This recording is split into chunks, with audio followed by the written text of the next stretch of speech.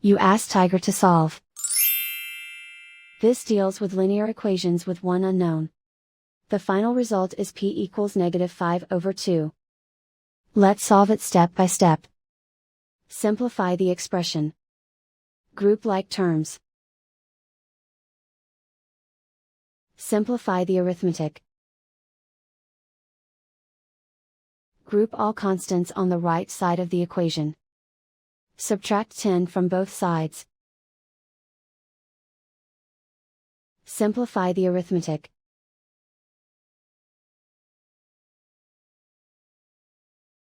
Isolate the p. Divide both sides by 4. Simplify the fraction. Find the greatest common factor of the numerator and denominator. Factor out and cancel the greatest common factor.